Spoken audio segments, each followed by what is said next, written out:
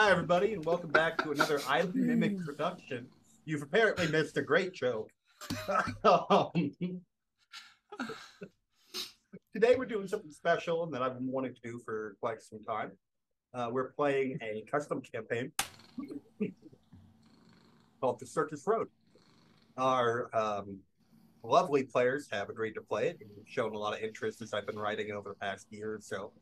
And we've been trying to get it started for some time, talking about it in our videos, and here we are. We're ready to begin the first section. Now, without any further ado, let's go ahead and introduce the players that will be playing with us today. As usual, we have Jared. Hi. This way, apparently. Jared, we have Pat. Hello. Yes, I think we got CJ. There you go. We got Allie. And we got Sam. That's right. That's right. Now, you're going to get another characters real soon here, but this story is one of comedy, one of family, and one of what I consider to be heroic fantasy. So we might do some things that don't have rules written for them necessarily, or might go against previously written rules. My players are cool with it, so deal with it, or it's not your game. So I don't, you can write me all the letters you want, but you have to find my email first. So don't challenge them like that. Oh, please don't. They'll find it. They'll find all Be in the the weird internet, shit I'm into. It'll be in the I take comment bribes. section where I end up having a nervous breakdown reading all of them. Found it, and here's your social security number just in case. Yeah. The world we're playing in is Matt Mercer's Exandria. We're playing in this world because it is the one that I'm most familiar with, and it was a good insert world for this circus that I've put together. So yeah, without any further ado, I invite you to sit back and enjoy some D&D with us. Oh, where'd he go? Oh, he's back. The joys of the green screen. You move, you're off camera. If I move fast enough, they can see my Legos. All right. As the DM finds his opening paragraph again. Well, this is well, fast forward. What now? Yeah, we'll fast forward it, and that'll look even more. Yeah. Will we? Yeah, I don't think I wasn't going to. No, I'll look ridiculous in it. I'll look ridiculous anyway. That's fine. I'm the DM. I'm supposed to look a little ridiculous. Through a prism of a macaw's keen eye, the world is a vivid splash of color and life. With wings outstretched, this bird soars over the dense tapestry of the wilds. Its feathers a brilliant mosaic against an azure canvas above. Below, the creature's sharp gaze catches the glimmer of spectacle as it weaves its way through a verdant expanse of forest. The land rolls out in undulating waves of grain, cut through by a snaking ribbon of life and activity. A caravan being pushed forward, not yet unfurled into its full majesty of purpose. Great tortoises lumber beneath their precious cargo, carrying dreams, life, and art. Their shells miniatures of the very cosmos, dotted with sparkling constellations and a menagerie of painted scenes. The macaw dives lower, its curiosity piqued by the cavalcade. Carts and wagons trundle behind the gentle giants, each one a treasure trove of mirth and mayhem. The travelers are a motley crew, figures adorned with swaths of fabric that to the bird's eye blend and blurred with forest hues, jewel-toned purples, vibrant reds, sun-kissed golds that catch the light in a dance as old as time. It rises up the massive leg of a gentle giant and flies over a scurrying gnome as it climbs the ropes and riggings towards a stone building atop the tortoise shell. This gnome seems to be in a rush, eyes wide as he leaps and grabs onto a rope ladder, scurrying his way up. Toji, you're late. I am. So you see the macaw looks and sees a blue-haired gnome, pointy ears, wearing green leathers, a kilt, I should say blacksmithing leathers. Fumbling up the ladder, he drops a piece of chocolate. And, oh no, I need that chocolate. Rexy's gonna kill me if I'm late and I don't have chocolate for her. And I just continue going. You've been assigned multiple times to maintain these walkways, and you've been a little lax on that recently. Now to pay for it, as you rush across a wooden board and one of the nails simply comes loose. You tumble, outstretched arm, reaching for another rope. Please roll me an acrobatics check, or describe to me some way that you managed to prevent this fall from happening. I'll attempt an athletics check. It's going to be terrible. Or acrobatics. We're going to do acrobatics because that's a little better. Yeah. This one's positive instead of negative. Ooh, no. No, I fall and I lose the chocolate. Tumbling and crashing through another board. You are caught by one of the many nets set up to prevent this exact situation. As you're happy you did at least maintain the nets, you continue your climb to the tower. You make your way to the large stone building that seems to take up the majority of the massive tortoise's back. Inside, as you push open the doors, a small, irritated gnome stands there, wrench in hand, tapping her foot. I'm sorry, chocolate? A wrench flies through the air and slams into the stone near you. You know that it could have hit you if she wanted to. The stone shatters. And she says, "That's all right. Don't do it again." And reaches out and takes the chocolate. I was working on that thing, for the Gregs. I'm sorry. I just got lost in time, and it won't happen again. I promise. And it better not. And as long as the Gregs vouch for you, it'll be okay. But they've been working on that project. Oh, it's been going great. Been making a lot of progress. You got the gears in place, and you got those rings made. Yep, that's what I was just working on. Okay. And maybe I could forgive you then for a moment if you finish your work today. Yes, I got you. I'll get to it. And scurry off. You scurry off, ready to finish Rexy's projects. Of course, at your workstation, there's a list of work. And you can tell, because of the wet ink, that she's been sitting there second by second, adding things to it. As you sigh, that macaw that has sat in the window flutters its wings, rustling and taking off once more. We follow it, fluttering down past the colorful rooftop, decorated with plants and leaves, as alive as they are, colorful as they are works of art. Delicately, we flutter towards a group of black-scaled kobolds surrounding one that glimmers with an almost alabaster white. Alfredo.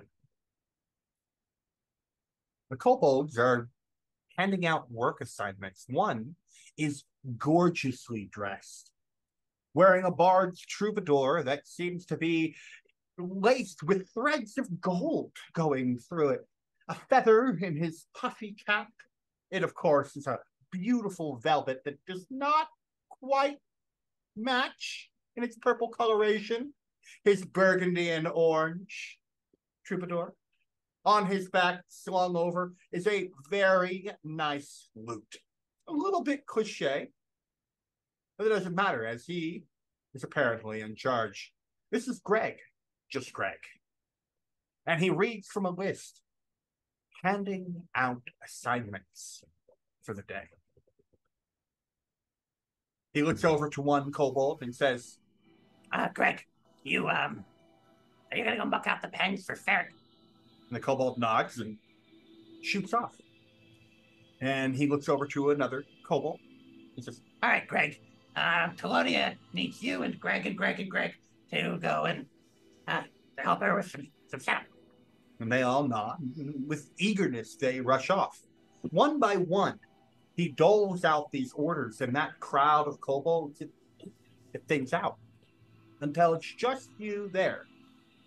And he looks at you and rolls up the paper, and he says, hey, you're on scuttle work. And puts it away in his bag. Okay. Scuttle work, as you know, is the least favorite and least important job of the Gregs. Especially since you're not Greg, are you? Definitely not. No.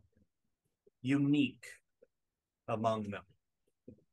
Scuttle work is the art of gathering magic items that are broken or need general repair or upkeep, and taking them all the way up toward that shell to Rexy. It's no time like the present to start. But how do you feel about this? It's like your 15th day on Scuttle in a row. This is excellent. Alfredo is getting in with them. Alfredo will find their evil plans. Yes. You know. Greg looks at you and says, I'd like to see the play you're writing. And that goes with those lines. But off with it.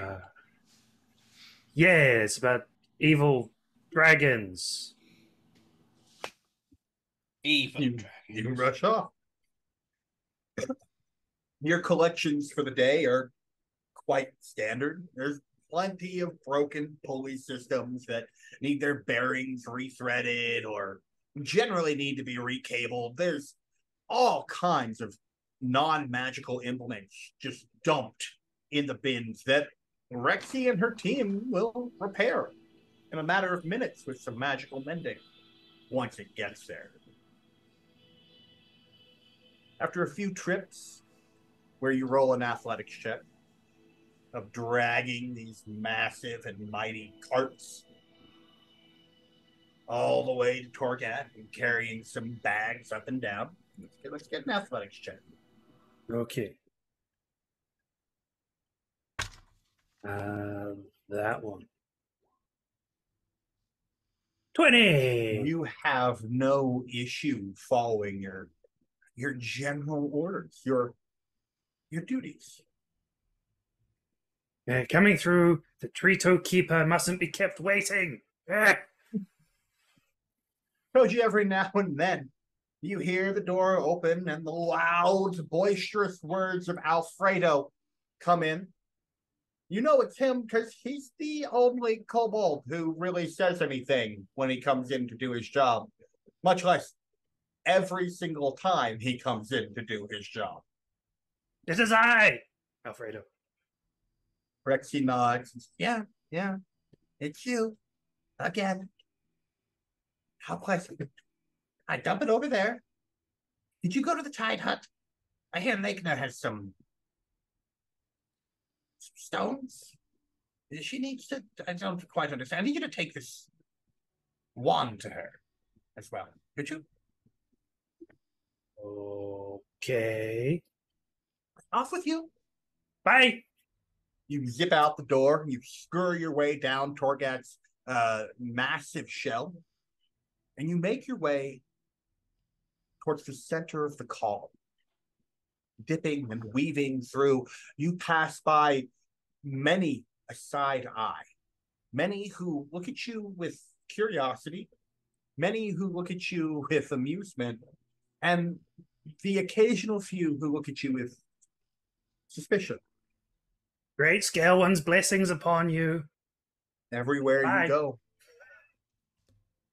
happy and kind, ready to give out the blessings of Bahamut. You make your way towards the centerpiece of this middle part of the caravan. A large wagon that looks kind of like a trailer home, being pulled by two reined up giant crocodiles. Foot over lumbering foot, they pull themselves at a steady speed, seemingly tame, seemingly docile.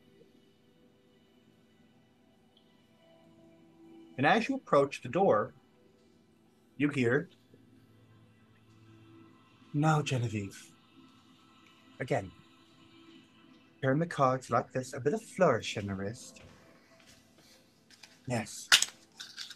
Very good. It's all about the flourish." And as you It is I, Alfredo. she burst in through the door. You see a beautiful, bald, blue-skinned water ganassi with a kerchief wrapped around her head and stars and moons all over that kerchief, wearing the vestments that you might see on a long road traveler, draped in elegant cloths, piecemeal from the places that she's been. Sitting across the table from Genevieve. Human, red hair, has just kind of more of like the medic clothes on at the time period. And you see in front of her, all spread out, a bunch of tarot cards. And you see that there's also some like art supplies kind of by as you can tell that she's making her own cards. I was like, but Lake, look at the new one. Look at the new one. They're all cats this time. He smiles and says, "Did you pick that up in our last town? And did you make it?" Oh, I made them. That's the best kind. I know. I listen most of the time. I understand that, but did you put your blood in it? No. She smiles. I thought that'd be unhygienic and gross. I mean, people are touching these. Oh, it should be only you touching them, my dear. But they have to shuffle them. She smiles. And what they don't know. Gross. She looks over at Alfredo and says, "Did you bring me the wand?" Yes. Trito Keeper. Well, from Trito Keeper. Yeah. I appreciate it. Here's the bag of stones I need you to take to Rexy. Okay. The sending stones seem to have lost their sendings. I don't quite understand it. That's weird. Have you tried shaking them? I did not try shaking them. Would you like to try shaking them? Hello? She's No going to response? She's going to give a little thaumaturgy and have the stone go. I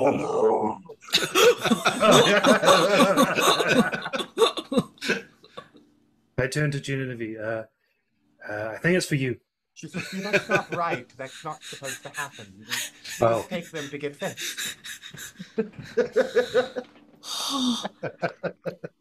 Okay. Bye, healing waters. Just runs out. Lake, this is why you're my favorite and why I love being here so much. That was glorious. She smiles and takes a look around her well decorated. I think he peed a little. She looked at the little bit of water on the dot. I think he just ran through a puddle. I'm unsure either way. Yeah. The cart around you is a traveling trove of medicine and miracles. Various herbs and potions clatter or hang delicately, wafting their scents all along the edges of the cart, while the top is covered in a beautiful tapestry for a ceiling that lays out the constellations of Exandria, along with those two large moons in the sky. She seems to have various lines connecting also the constellations, but intersecting the stars in a way that you've never seen before. And the best that she's been able to explain it to you is that she's trying to map something that even she doesn't understand. It's taking her time. That's fair. When we're done with our lesson, I'm going to kind of just like lay down on the floor and like starfish and just stare at the tapestry. And Arcana. like meditate or pray. Absolutely. Arcana, you said? Arcana. Woo! There's something there, and you're not sure what, but you begin to see it too. Lakena is absolutely on to something. There's a mystery to be unraveled in her star chart. I'm going to like reach over into the cards that are probably my cards that are like semi like right next to me, and I'm just going to kind of like fumble around. Let's do it. It's the and I just hold it up, and it's the judgment card. I don't know what that means yet. You ponder. Some of your ponderings lead to stress. Others, a line of fate. Regardless, what was my next transition point? Me, I believe. Yeah. It was. It was. The door springs open, and an injured fire ganassi comes in, helped by Xander. You see Xander. He is a silver, white-skinned, almost translucent, white hair, wearing a royal blue embroidered jacket with silver embroidery, pants to match, helping Elder come in. He seemed to have pulled a muscle. We were dancing. As he pulls his hand away, there's an actual stake, like a wooden stake stuck in his side. And he said, "Dancing, you pushed me." I tripped. It happens. Oh my god. It's only because you've got the two left feet.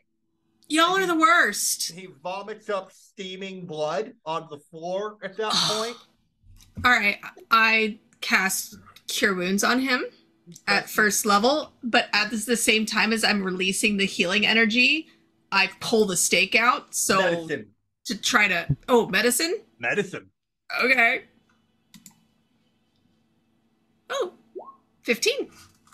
Your hand closes the flesh at the moment of extraction. You go at the right speed for the spell to take place, and you've practiced this because it's not the first time you've pulled a stake or a tusk or a knife, something out of Elder's stomach.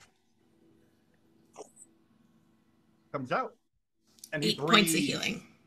He's looking good. He breathes a deep, painless breath, and his eyes do that widening, like, oh, that's so much better. Well, he looks over to Xander and says, "All right, I'm going to Thurden's. You're going to deliver the message." Very well. You remember what I want you to tell him, right? Yeah, you're meeting him later for drinks. And the wager. Yes, the wager. I guess this whole incident means I'm not getting tipped tonight. Oh no, that wasn't happening. Yeah. Crap. Okay. Hey, don't stab your boss and then get paid. You're still on the team, but I think I'm going to take your pay and get drunk. So I'll see you soon. Very well. All right, man. Do you want this? You hand him the steak, and he says, "You know what? Yeah, I do." He puts it in his pack. Souvenir. Yes. He doesn't normally get to keep those, so yeah, he'll take this one. Saving it for later. It's fine. Now, Xander, you're face to face with Genevieve for a moment. You've met her before. I'm sorry to trouble you with this. I was just busking. I was playing my violin, and I saw Elder coming up, and I thought, hey, let's engage him in a dance. So, I shifted form, and at that time I shift my form, and now a female half-drow wearing a flowing blood red dress with black highlights stands in front. I figured this might work better to try to get him to dance with me. He's such an accomplished dancer, and tripped on the dress again. Lakeness says, "Did you forget he was on duty?" Yes. She smiles. The smile says everything. Also, remind me to never dance with any of you? All of you? Like, that gives you a forlorn, like... And I put my hands up like this, and I shift back into my changeling form, my translucent skin, and my clothing shifts as well back to the royal blue jacket. Something about getting steak doesn't sound like a really good idea or a really good time on my part. I didn't see the cart beside us. And like I said, it's the dress. I'm just getting used to it. I'm not used to the heels. None of us are. Move on. Very well. You remember. See you later. You remember. I kind of look at Alfredo and I'm like, you stand out. I like it. I turn around, and as I turn around, my form shifts again, and now I'm a 8-year-old little girl wearing a homespun dress, completely unassuming, somebody you would not think twice about looking at. You just totally ignore them, and I start making my way out to deliver the message. You cross a grand swath, about half a mile of caravan, to reach the final massive tortoise. On your way by, you pass by the grand and beautiful Grogan with its runic eye coverings. The blind tortoise follows a bell that rings off the back of Torgat. Her back covered in swirling, sprawling mists. You cannot see her shell, which is rumored to be non-existent. Upon her belly, sign after sign, labeling warning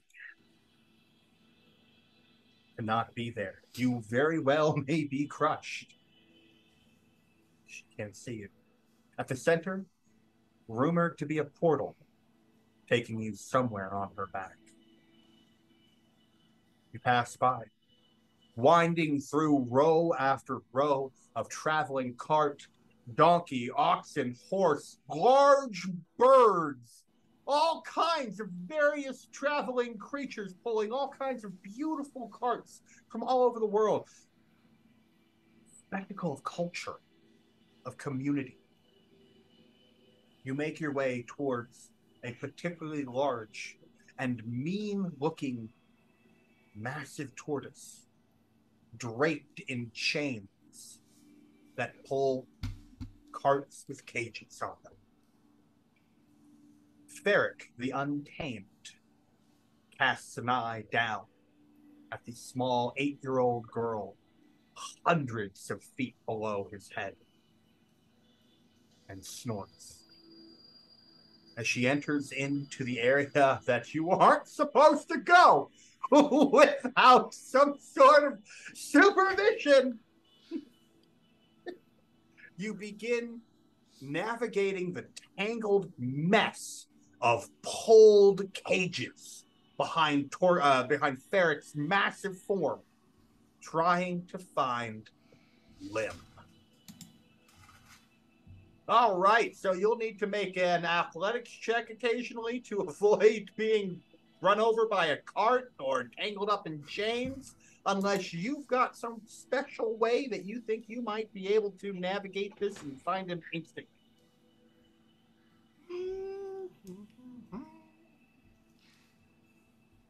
Can I make it acrobatics instead?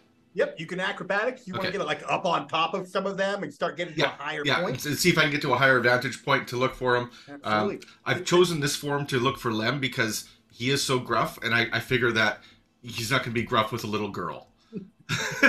Or less gruff, the little girl than he would be with somebody else. You guessed wrong.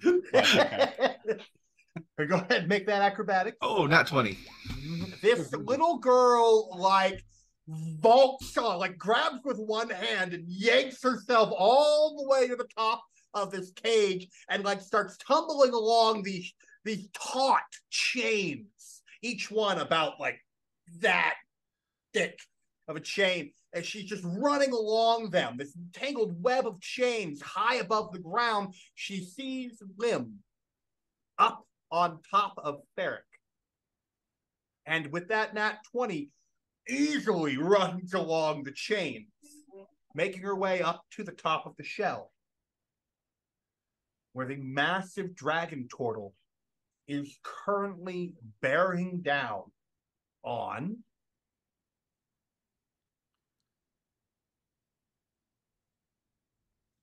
Giwar. That's you. Oh, The only person left to introduce hey! I was so enraptured by the story. Well, I'm just kind of standing here talking to the animals because and I'm just like, all right, have you heard the one about what the goblin said to the giant? You are. Huh? Why are you telling jokes to the animals again? You're a terrible comedian. Oh. I don't need your piss poor entertainment. They need food. Okay. Get to work. Okay. And I grab a feed bag and I'm handing it out almost. I'll tell you the rest later. And you know what? The oxen that you're telling it to is like, no, I want to hear it. Yeah, he's looking right at me. No, I get it. He's a dick. It's fine. And the oxen looks over at Lim and goes, moo. All right, I'm gonna, oxen just made me feel a little better, so I try and sneakily grab one of the good berries out of my pouch and also mix in with his food as a treat. Sleight of hand. You know Lim hates that. 20! Dirty 20. What are you guys? What is this? What? The oxen gives you the side eye and the nod. You're like, my boy, yeah. Yeah. One by one, you're handing out this feed as this little girl approaches Lim, and Lim just turns to her and folds his arm and is like, what, Xander? You saw... I'll work on it. I'll get better at persona. He goes, yeah, Xander. Is it the smell? Can you smell me? Elder's cigars just fucking cling to you. Fuck.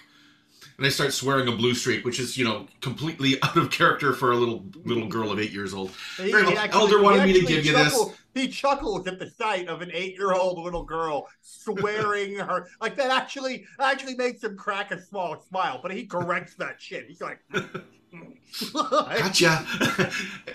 Elder wanted me to deliver the note for you, the message for you. He's like, all right, well, and to remind you not to forget about the wager. Oh, who do you think's good tonight, Durgan or Elder? Well, You put me in a spot. You know I work for Thurgan, so I really can't bet against him. But I think Elder's going to win. You think Elder's going to get it tonight? I think so. Although, actually, now that I think about it, I think it's going to be Thurgan. Because Elder, I tried to dance with him, and he kind of stumbled and got a stake in his thigh. So he might be a little wounded. Lim is like...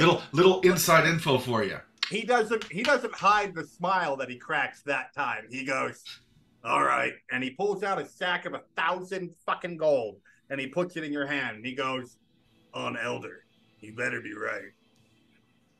All right. Lim, sir, I'm done. He looks in your direction and says, are you? It looks like that ox's taint still needs to be shaved. You guys shit all over it. Okay. And he smiles and says, nah, I'm joking. Here. And he holds up a green letter. Am I supposed to deliver that? What? Oh, it's for me? He sighs, and he puts it in your hand. And I'll take it. Like, oh my God. At the same moment, Giwar's the only one with enough passive perception to do this. You watch a sneaky kobold leave. I don't say anything because you don't say anything. You don't talk about Greg. You don't talk about the Gregs. You don't talk about the Gregs. The Gregs just are. The Gregs just do shit. Yeah. As you hold that green letter in your hand, there's this surge of importance, this surge of completion, this moment that you've been waiting for. You've been working for a year more on. You look towards that grand tower, a mile in the distance on the top of Torgat's shell, that blazing beacon with its gemmed roof and its lavishly mirrored prismatic windows, out of which the ringmaster peers. And you start freaking out.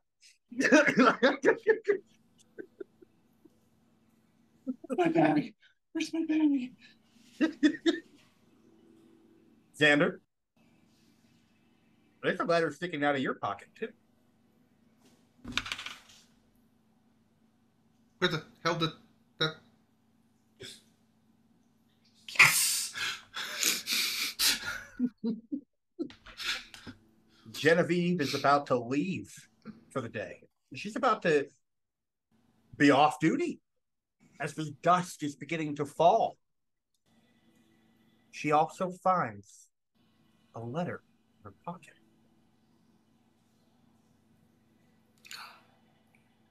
I look at it.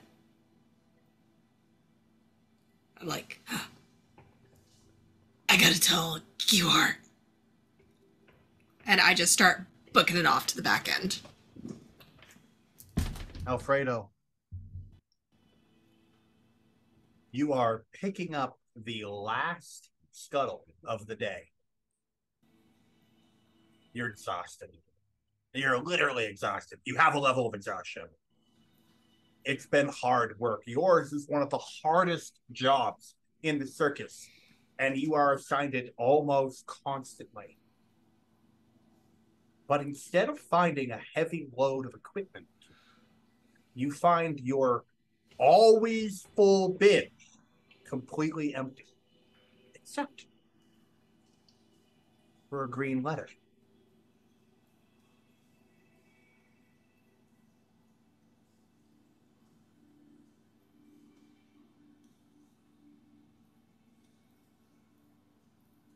He inspects it real hard. He's blindsided by this thing he didn't expect to find. Right. But go ahead. As he victory shouts towards the sky, partially crumpling his green letter in the process, he looks towards the tower. Hammers rapidly fall in the warehouse on the back of Torgat the Noble. You are deep in your work today, Toji. It's been exhausting, headache riddled, and you're about to turn to the final page in your list of shit to do. But there's no list. Instead, taped to that last page is a green letter. Wait. No, it can't be. I got it! I'm in! Oh, if Mom can see us now. Rexy comes around the corner and looks in your cubicle and says, Well, he hates being kept waiting. Are you sure I can go early? Or I can leave early? Well, you better. Thanks, Rexy. she nods and gives you one of the first smiles you've ever seen from her as you scuttle off through the doors and you look at the grand and majestic tower of Thorin Bjornsson, the Bard.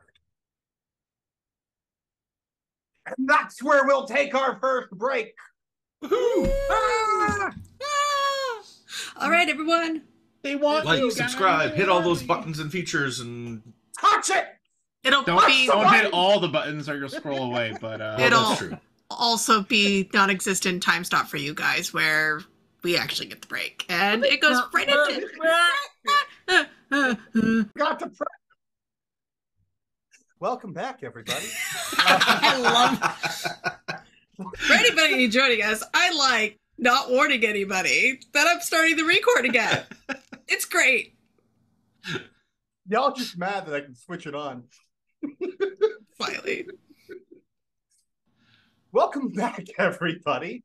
Make sure you like and subscribe. And let's get back to it, shall we?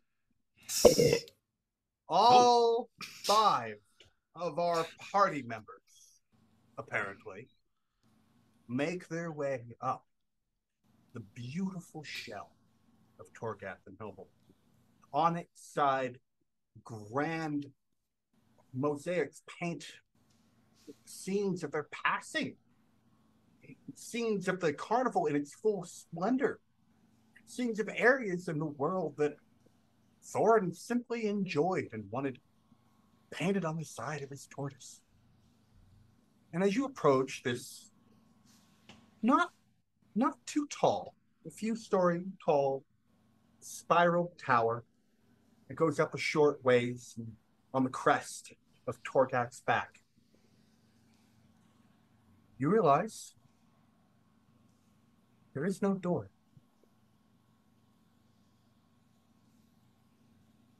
The 5 of you arriving together with haste given to you by those you work for arrive at the tower. What do you do? I kind of do one of these, like, you hold up the green letter. You guys got him too? Hey. Well done. Well, to Alfredo anyway. And you. Yes. God, you're here, and Jenny. Thank God you're here. Alfredo totally didn't just Cusco dance all the way up here. Of course not.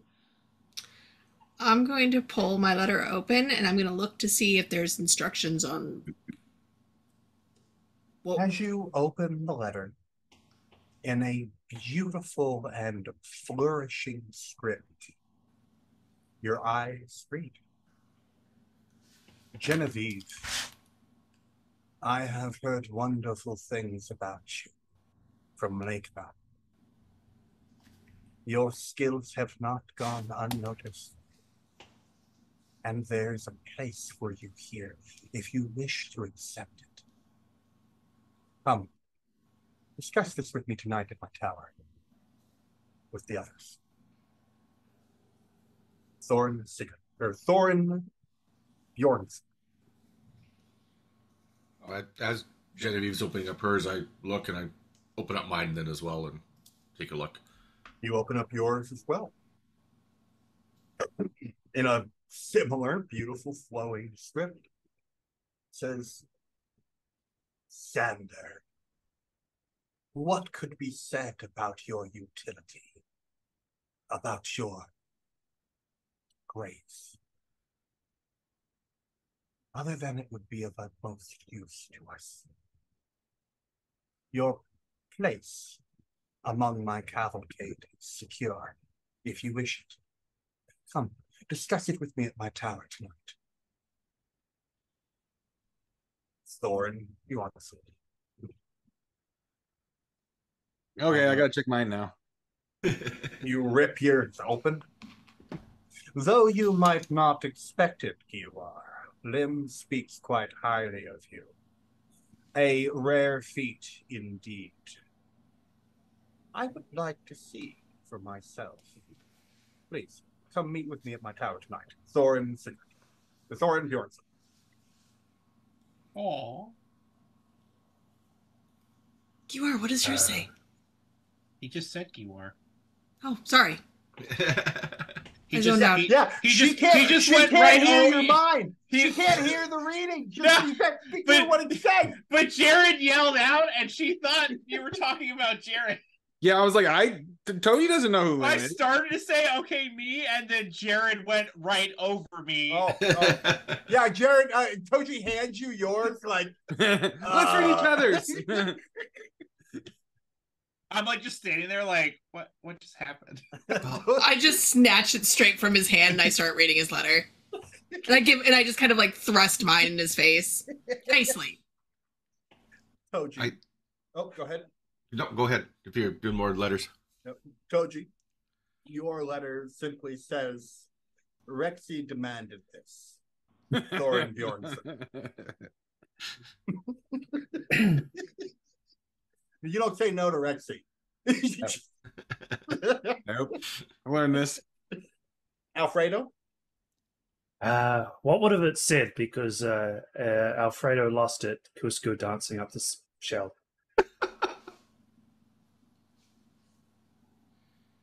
You don't know?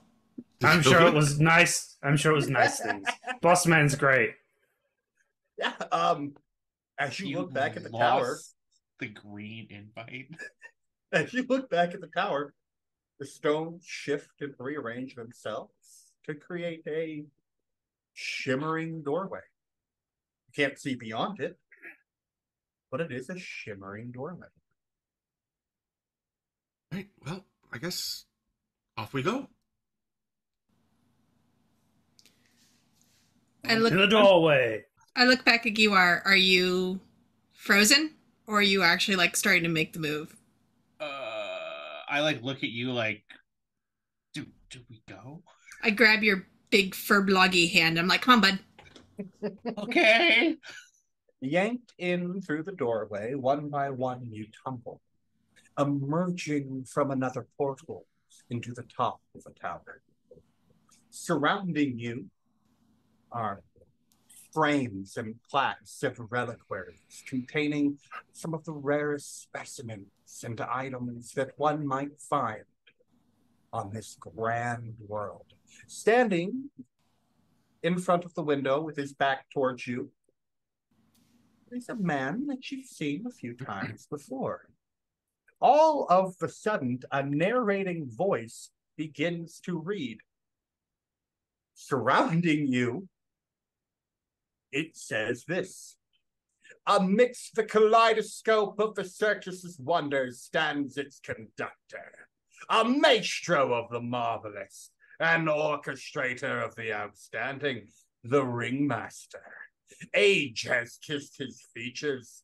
With the wisdom of many seasons, yet his eyes remain evergreen, twinkling with the same youthful mischief that has enchanted countless souls. The man turns, and you see that his mouth is moving, and the voice is surrounding you. I start clapping way too excitedly. His hair, once a raven's wing in the spotlight, now boasts the dignified sheen of silver strands, styled in a coif that defies the very concept of time. His face is a map of laughter lines, each a testament to the myriad of smiles he's coaxed into being. while a neatly trimmed mustache adds to his air of noble sophistication. He is whimsically handsome, the sort that seems illustrated from the tale of fables. And he's not bad to look at either. Welcome to my abode. Is he done? Yeah, he's done. Oh, you're too kind. You're too kind. Thank you. Alfredo whispers to Xander, "When are we meeting this person?" That's Thorin.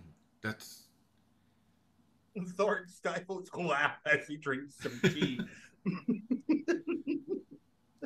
Wow. You just said it's boss man, you know. It's fine. That's boss man. That's boss Okay. man, Alfredo. I'm sure you're wondering, perhaps individually, why I called you here. Perhaps you've heard the rumors that my circus is not simply a splendor of wonder, of glory, of beauty, of song and dance and mirth. I'm sorry, what was I talking about? Right. The reason I've called you here tonight. My friend is missing. As you know, we are heading to the town of Tessoa. Many years ago, I trained a student in the bardic arts, throat singing and chanting to the spirits. A grand, no, hold your applause. A grand and wonderful students they were. They captivated my heart with their true gift and their dedication to the craft. Every year, as I pass through this town, I stop and say hello and see exactly what they've been up to. You see, Tessoa is a bit of an odd town. Wreathed in spirits and on the edge of a forest and a river, they must appease these two forces of nature to exist where they do. So every year they have a chanting ritual. And my apprentice was the only one trained to do it.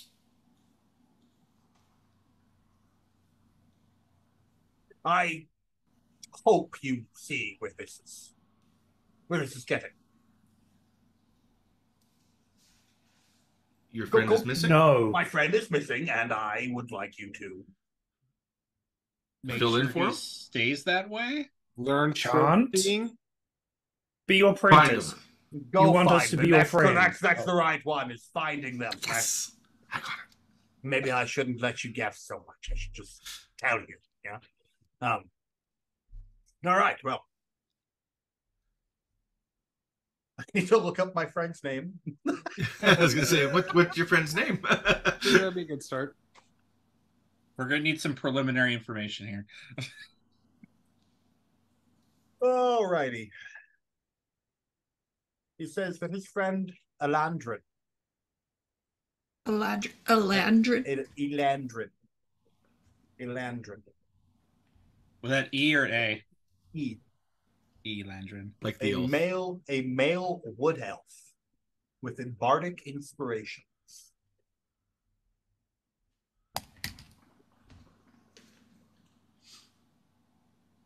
They are well known in the town of Tessoa, and the town has requested Thorin's help.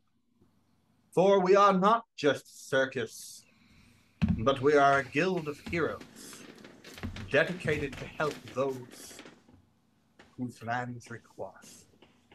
Yeah, heroes. Right. This one gets it. You're the leader now, Alfredo. Yeah. All right. Well, Okay. When was he last seen? Do we know? I'm not entirely sure. All I know is that my sendings have gone unanswered and my letters have gone unreturned. Something is definitely afoot. I would like you to ride out ahead of the band. Reach Tresoa tomorrow morning. At haste, we will provide you with mounts. Please resolve this issue before we arrive. Do you know what inn he was staying at? Not an inn, he lives there in town. Yeah. You should be able to find his house, and he'll provide you the address. Yeah. Do you know of any? Did he have any friends there? Any enemies? Thorin thinks for a moment, sitting back, and he says, I have ponderings and I have musings. But part of this is to see what you can do. I assure you, if you're unable to accomplish this, I will do it myself. Meaning, he's not going to give you any more information because it's a test. Yes. Okay. It's fair. All right. We'll get on it. He says, Yes. well, before you go, would you Oh. perhaps like dinner? Yes. Yes. Are we allowed to? He smiles. Wait, I you're not assure you, allowed to eat? it is quite fine. And he will wave his hand, and upon every surface in the room, confections, roasted meats, sandwiches, cupcakes, a buffet. I need to learn that trick. He says, it takes some time, but it is quite useful. He says, you must be careful about it. There was one year that I could not fit into the ring. Did you shrink it down? No, that's the problem. I'm gonna take a sandwich and put it in my pocket for Clive for later. That's fantastic. During dinner, would you mind if I'm trying to become a bard myself? I've been working on a song, and I kind of pull my violin out. Would you mind? Could I possibly? He says, "Oh no, quite all right. Go ahead." And as I you draw the roll- violin and I give, make sure it's in tune, Yeah. and then There you go for it. start. Yeah, I'm not going to get this opportunity again. See if I can perform for him. Oh, not good. So halfway through, I forget some of the lyrics, and I trip on my feet again, and I stumble a little, and three notes get played off key. And as I stop, it's a work in progress. I know that. I'm trying. I'm just do you have any pointers? He says, "Well, for one, don't drop the violin. It helps. The second one is, if you're going to walk around while you're playing, at least make sure your stage is clear, right?" Good. I'll upload a book and I'll start writing this down. And the third one, I guess, would be rehearse. Yeah, I'm sorry. I was a little nervous. It's just. Oh, I quite understand. Don't worry. You haven't blown your chance, but you haven't made it out of it. We'll see you again when you return. Thank you. Thank you. I'll work on it. I promise. You did great, Xander. You didn't stake someone this time. It's an improvement. Yeah. Thorin turns his head towards Giwar. Will you sign my book? How to make friends. he reaches over and says, "Oh, third edition."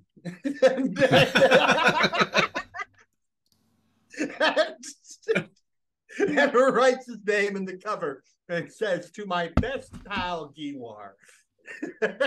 Hands it back to you.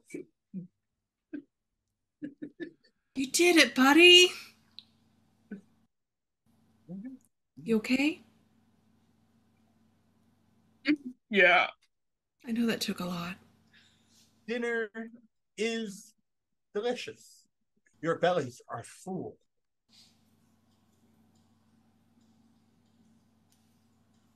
You I speak the guess sword? we should. I Yeah. guess we should be on our way and make ready to head out. Yeah, we got an early morning ahead of us.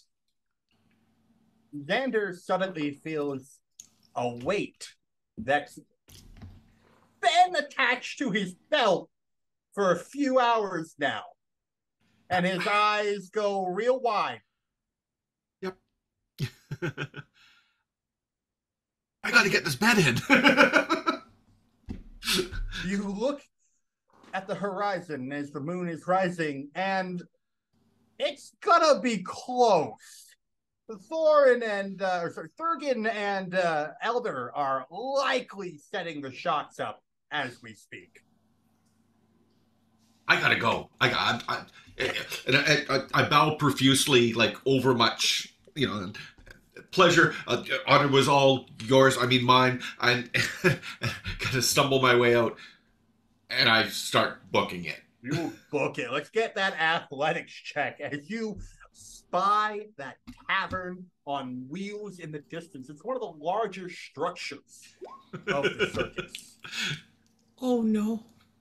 Athletics not good for me. You tumble. You try to grab onto one of the ropes and slide down to the base of Torgat, but about halfway down, it's it burns your skin. Take a tumble into a net. You get tangled up in that net for a moment, and then your allies find you. Sorry, Xander, that was on my to-do list. I didn't get to that part yet. Is this your new act? Start cutting him out. I gotta get to the Bard's Hole. If I don't get there, Ilum's gonna kill me. Huh. Racing. Anybody able to help Xander get there quicker? Yeah, I think I can.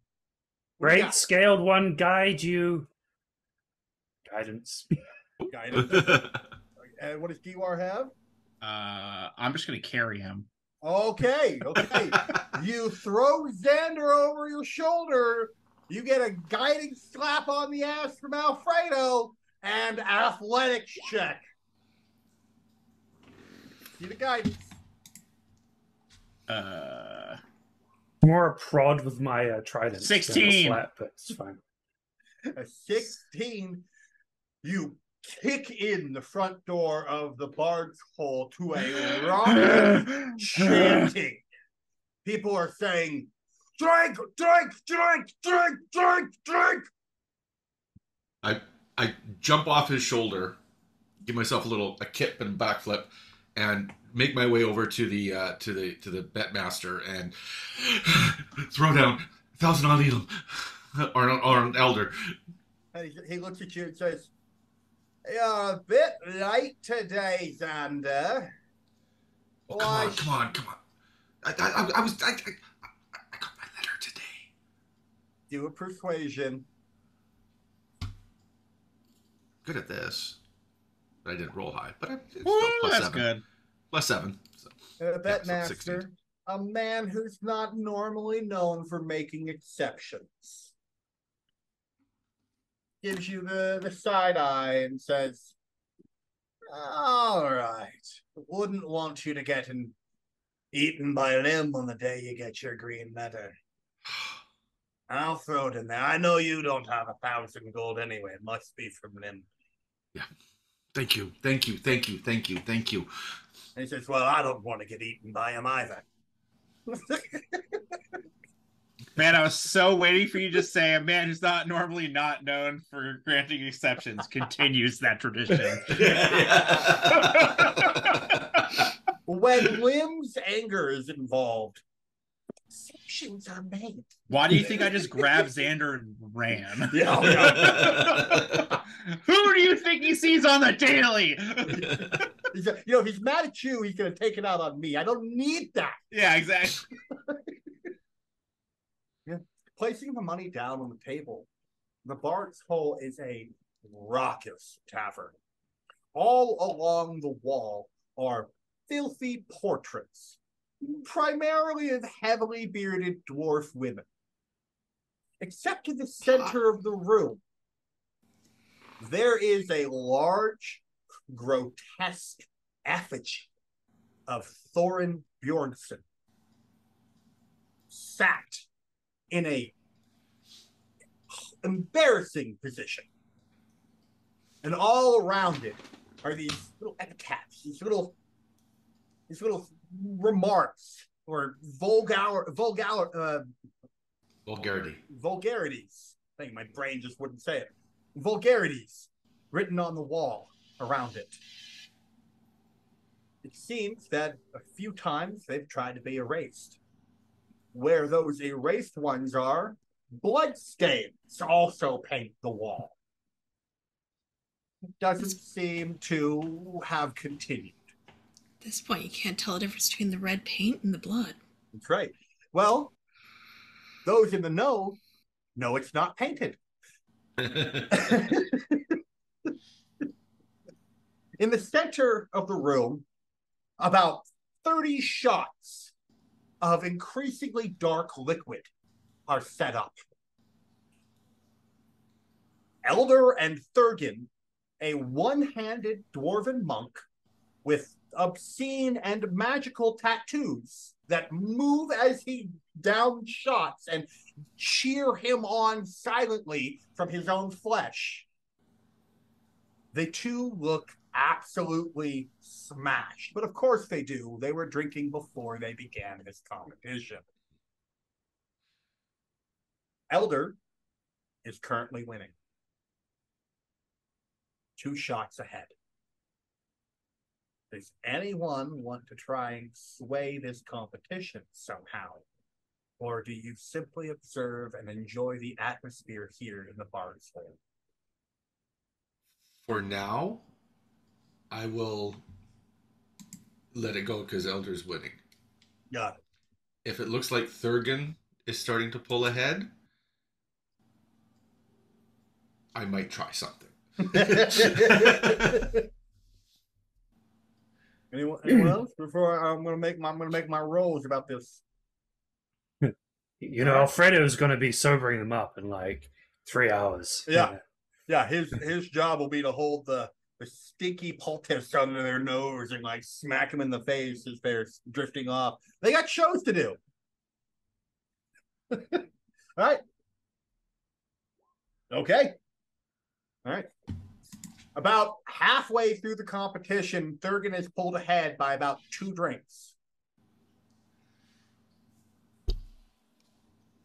They are going at it. Elder's stopping for a moment, clutching his side, and vomiting into a bucket. This doesn't disqualify him.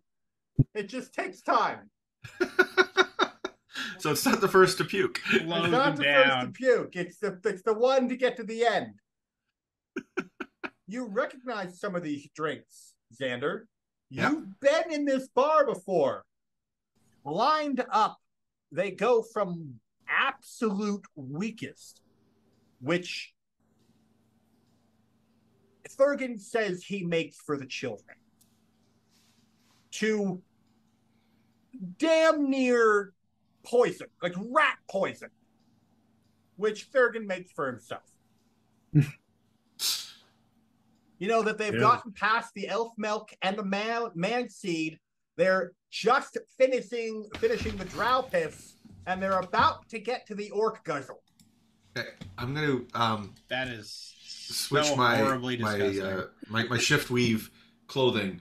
Will go into my Bard Hole uniform because I'm a server here. This is one of my jobs, and I'm going to walk over and grab a tray.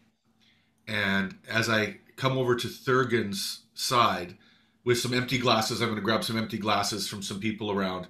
I'm going to bump the table and do a sleight of hand and switch the more potent for the one they're about to drink to try to spike it on them. Okay. Give me a sleight of hand check as you do so.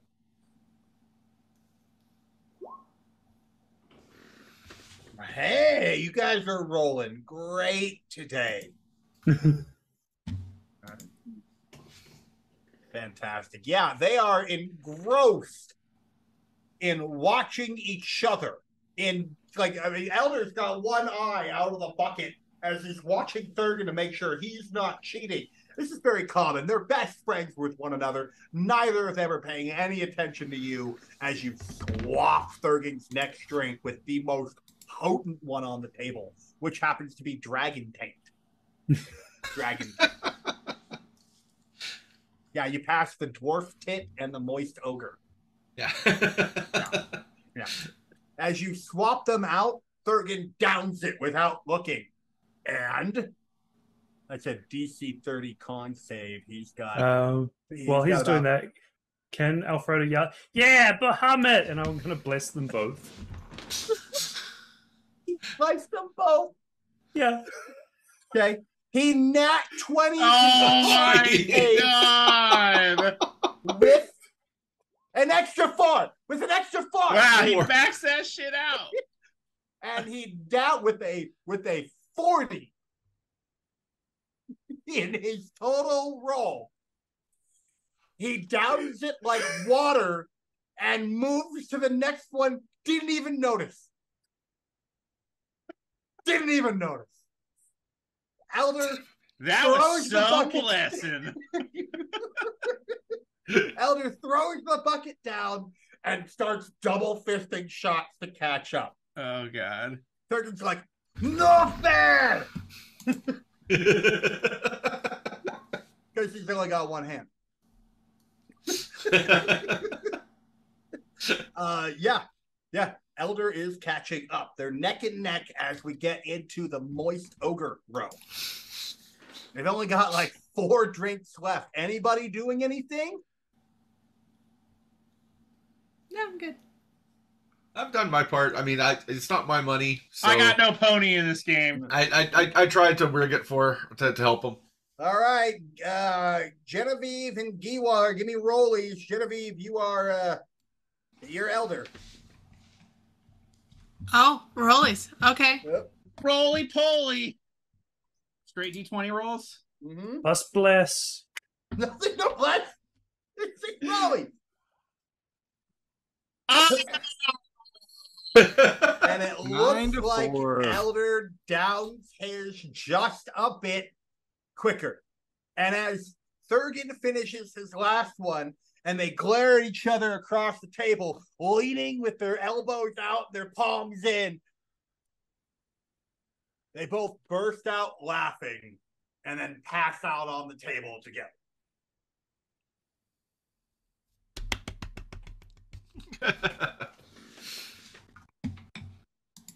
Another day at the Bard's Hole. I walk around and I start collecting all the empties and cleaning up and.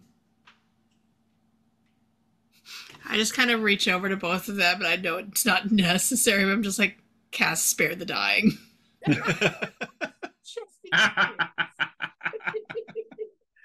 That was fun. Alfredo says, "Round 2," and I will lay on hands and dispel poison out of both of them. They both immediately. Wait, does that work? Yes, it Yeah. does. Oh yeah. It 100%. Oh, yeah, that's is right. being drunk. Mm-hmm. Paladins. Yeah. You immediately wake them both up, and they both look around like, "Who did that? Who's responsible for this bastardry?" I've never been this sober in my life. I just kind of shake my head, and I walk by Alfredo. I'm like, "Oh, you shouldn't have done that. Oh, that's the morning, not now. They revel in this shit." And I just keep walking. I just get more into a corner, just as away from people. Like, Oh no, it's bad. Thurgan is angry. Yeah. A table flies out of the room as he kicks it. People run from the tavern as he is throwing a tantrum.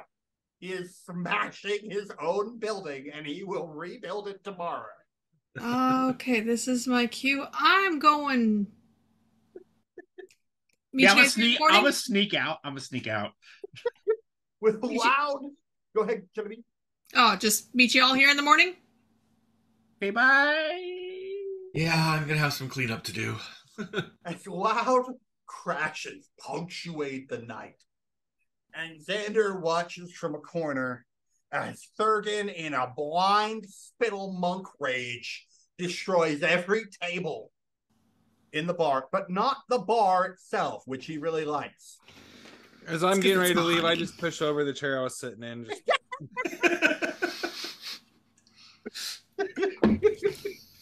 I pull up my violin and I start playing a body drinking song just to go along as he's breaking things, just to spur him on. Performance. Oh, Nat one. Yes. How about a 3? For a total of 8, though. For a total of 8. can Alfredo assist with the drums? Because I can play drums. Sure.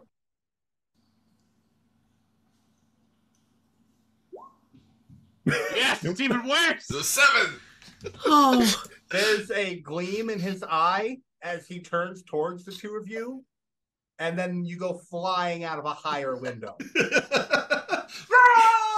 You both weirdly I'll land catch you. Okay. with your instruments riding some hay piles on top of Giwa. Someday I'll be a bard. Oh, hi, Moss Weaver.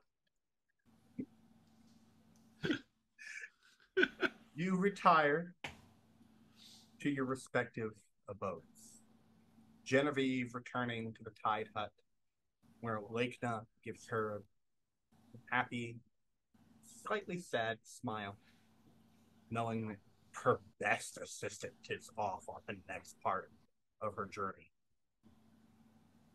Alfredo, Greg is nowhere to be seen, nor are any of the Gregs as you go back to find where they normally gather. A large central barrack that has effectively been turned into a kobold nest. The whole barrack is just empty and clean. They've moved without telling you. well, Koji, your station at your forge is cleared out. Your desk is empty. Your tools packed in your toolbox, ready to go for you. Oh. Giwar, your favorite oxen, is saddled up, ready to carry you off into the sunrise by the time you arrive, along with the 4 horses your allies will need. And Lim has left a special present. Do you use bows or hammers? What do you use? I do throwing knives. You do throwing knives. Okay. I do daggers. He has left a set of very nice portal shell lined handles throwing knives. Well, shit, I can't throw these at people. They are returning. Oh, yeah, you can. Yeah, you can. okay. They've got a little bow on them. It's weird because he's got these like sausage fingers, right? So he worked very hard at making this little bow for you. But you do not ask him about it. Such a softie. It's always the big gruff ones. And he's also, He will break those in front of me. he'll be like, all right. And he is nowhere to be seen. Although you do see in the shell of Ferret's neck, there is a torch coming from within the shell, a torchlight flickering. And it is likely that Lim is in his hole, inside the neck part of the shell of Ferret. He lives in the neck hole? Mm-hmm. That's He the lives in a warmest Turtle part. inside a turtle. That's, you know. It's I like guess a he's kangaroo. turtle It's like a enough. kangaroo, except Yeah. Except not. not at all. It's a giant reptile. Are turtles reptiles? It's Yes. turtle power, so it's fine. And Xander. I try to sneak back in to get upstairs to my room.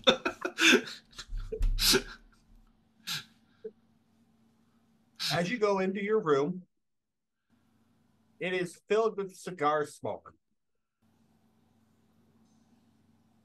Cutting through the haze, you make your way towards the window where you find Elder and his ember glow as he smokes his cigar out the window. There's a strong breeze just blowing it all right back in. It's just coalescing. And he turns and says, "You know, you're pretty useful around here. It's a shame to see you go for a bit." Thank you. About it. Take a long inhale. I appreciate it. You know, if there's anything I can ever do for you, just let me know. He nods. He gives you a clap on the shoulder with a hot hand. The fire Ganassi, his eyes flaring for just a moment. And he says, "That'll make them like you. Come back." I will. And he nods and walks out of your room.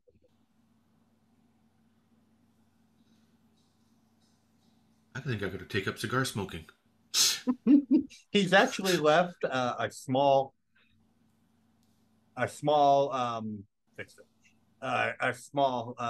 package of ever smoking cigars there for you. Ah. I'll take one and Smells like Elder. And then light it up and try to blow it out the window. roll a con check. Not a save, a check. Yeah. Are you also the 8-year-old girl while you're doing this? I'll shift into it, actually. You cough Children a don't little. smoke. There's a little bit of coughing, but you're okay. Yeah. First time, you know. Burns feels good. Oh, cigars, you're not supposed to inhale. That's right. The morning comes as you all arrive at the feet of Torgat, the noble. A massive tortoise has come aground to sleep for the night. Its massive shell creating a divot in Exandria's soil. The limb is there, holding on to 5 thick chains with one hand that lead to 4 horses and an ox. The ox has a cart, and the cart is loaded with 30 Stuff. days worth of rations. Is that 30 days each? Nope, 30 days total. So there's Okay. 5 of you, so there's 6 days worth of rations. That's fine. I can find us more food. You can find you more food. It also has a crate of 10 lesser healing potions. Ooh. 2 for each of you. And a sending stone linked to Thorin. You know what? Telodia. Linked to Telodia. I hope this is the one that got repaired. There's no one there. Who's in to charge of monitor repairing that? Not Toji, right? Because we're screwed. I think so. Shit. We think so. Oh. Mending. Alfredo can also mend. We'll be fine. Before you leave, is there anything you'd like to do? I don't think so. I'm just going to pack up my belongings. Now, do we still have a room when we come back? Absolutely. Or, okay, so I don't need to pack up everything if I don't. I just need to pack up what I need to go. Okay. Yep. Yeah, where's Clive? Where is Clive? Well, like, Clive was in my tent the last time. You go look in the back of the cart, worried about your badger, and there's a cage, and Clive is in it. And it's Okay. also super fresh bedding, He's freshly cleaned and Okay. combed and picked free of bugs. I'll look at Clive, then look at Lim, and I'll just nod in thanks, basically. Lim snorts and looks in a different direction. And then We I'll should have 6 hand days Clive the rations. sandwich that's mostly smashed because I got thrown out of a window. What was that, Xander? What? Oh. As there's the sound of a badger destroying a sandwich in the background. Yes, Xander? I think he was just counting that he was putting in six rations. Yeah, so that was me. Yeah. Got it. So we each have 6 rations and 2 And healing two potions. Yep. And who's going to take the sending stone? Alfredo will. No, I take it from Alfredo's Who's going hand to take the sending stone? after the whole note thing, and I take it and I put it in my bag. And I look at Alfredo and you're the leader, so you've got to delegate these things. You don't want to be the one in charge of communications because you're going to be leading and telling us what to do so somebody else can communicate. That makes sense. Mhm. I'll like tug on Genevieve's shoulder. He's the leader? No, he's not. It's okay. Okay. Alfredo will designate Genevieve communications officer. Good. I give him a thumbs up. Yes. Lim Which- approaches. Sorry, go ahead. No, Do we just have putting a in. map of the area, or are we supposed to? Is that one of those things we have to figure out on our own too? Yeah, you have a general layout. I mean, you guys know what the Menagerie Coast looks like. So How far is this? Is Tosa out of Port Damali? it is. Let's actually go over to the map real quick. As Lim is, before we do that, Lim is going to walk up to Xander and simply set a pouch that feels like it has coins in your hand. And he gives you a nod and walks away. I just I don't count. I just slip it into my I kind of figured that would happen because I gave him the tip, so I just stash it. I'll count it. I'll count it later out of sight, but I just don't want to do it in front of him. Fantastic. It's not even be rude. Exactly. So, The healing potions, just for clarifications, are the 2d4 plus 2, right? Yeah, lesser. Okay. Or standard healing potion. Okay, got it. Yeah, cool. I so- just wanted to make sure I added the right ones. So everyone took care of your own stuff, so there's currently not a group loot. okay, so it's a little ways. Okay. Just so I know, Aaron, how much gold is in there. As soon as he's out of sight, I'll flip through and count it. Flip what's in there? 150 gold pieces. Nice. So my backpack is more like a trunk than a backpack. So I take it off and I put it on the ground and I step on it to use as a stepping stone to get on my horse. Since I'm little. Okay, So now How how would are you you going to get your retrieve the trunk? trunk? Can someone grab that for me? Or just Yeah, I got it. my mount's too big. I designate Giwafrat. I love that the artificer hasn't thought of some like grappling hook system to pick up his own. I just got here. I'm working on that. I'm writing that down. He just earned the title of To get apprentice, on damn it. giant horse. Alfredo, do you need help up? Alfredo does. Thank you. I toss him up on his horse. Wee. Alfredo, did you say Guar was the designated upseas person?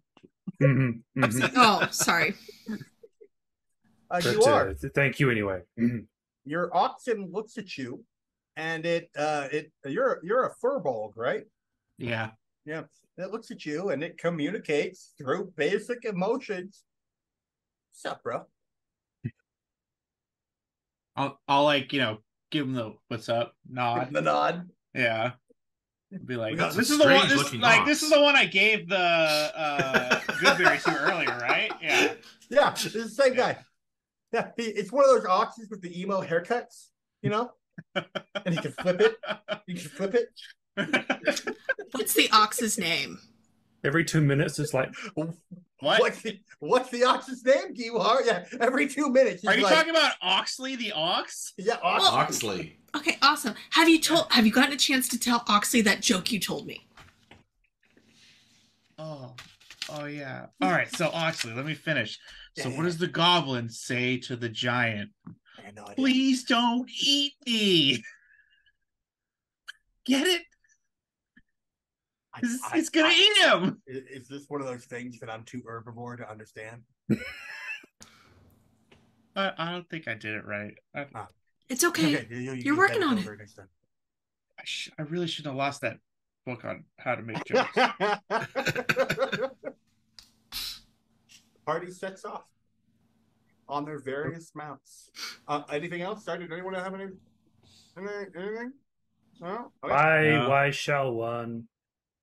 As we say to Lim. Lim just walks away. He's not one for goodbyes of any kind. That's so wise. The party begins their journey.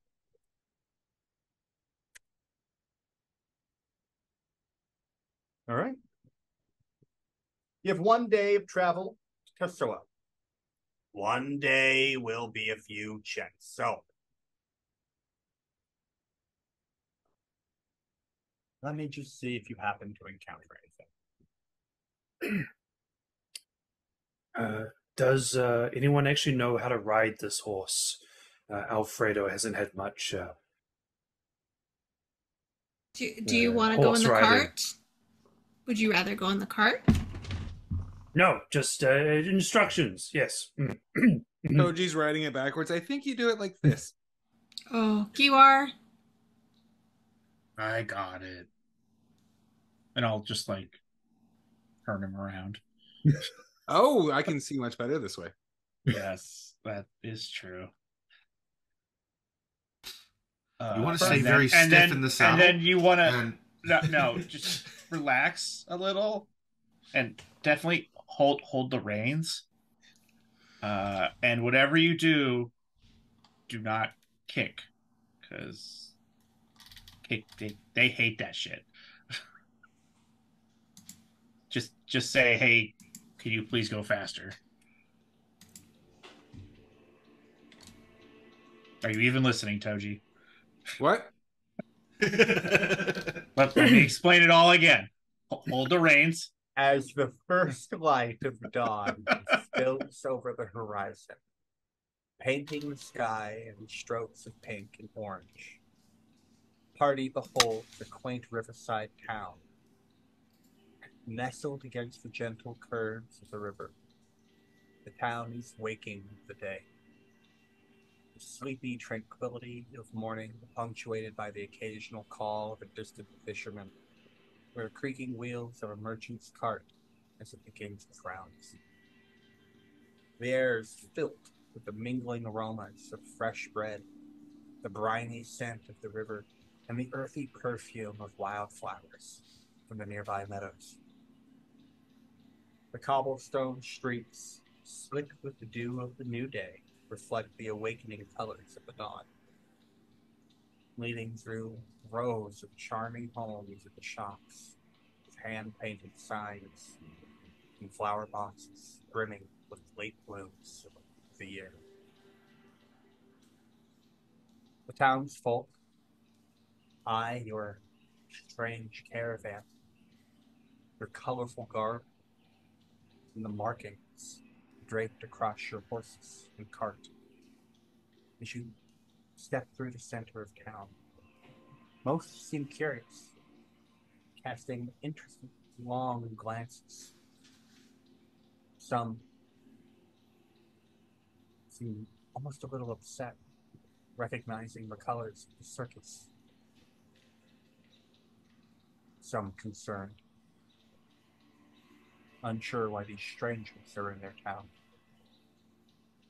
As you reach the town square, the day is yours. Investigation ready. So we noticed that we got some Yep. sidelong glances. Yep. It's not uncommon for a strange, mismatched group of people never seen a town to get looks. You can roll insight if you like. See if there's anything perhaps deeper. Yeah, I want to see if there's any like overtly hostile, or that sort of. Well, yeah, I don't see a thing. I'm not the mental genius I think I am. They're probably just at awe at seeing the world's only albino platinum cobalt. Don't worry about it. Happens to Alfredo all the time. Here in the center of town, you're welcome to begin your search in any direction. You can head to the docks. You can try to search out that person's home, question the townsfolk. What would you guys like to do? I think we should check his home first. Well, maybe I can't believe I'm saying this, but I am. Maybe we should split up. You guys draw a lot of attention. I can blend in and become more of a town folk and see if I can find anything out from the actual people while you guys go and search the house. Are you just gonna go by yourself and leave your fate to the gods? I shift form, and I have very plain looking homespun clothing on. I'm about a 14-year-old boy. I think I can blend in quite well. Alfredo thinks you should take the badger with you, for protection. But then I'll stand out. The idea here is to not stand out. Yeah, I think and you guys make everybody stand out. Clive should probably guard the cart. Shouldn't we just head to his house and there has to be a pub or an inn nearby his house that he would probably frequent? Yeah, I mean, that he's an aspiring bard. He'd probably go to the pub a lot. That's true. Or a tavern, an inn, something like that.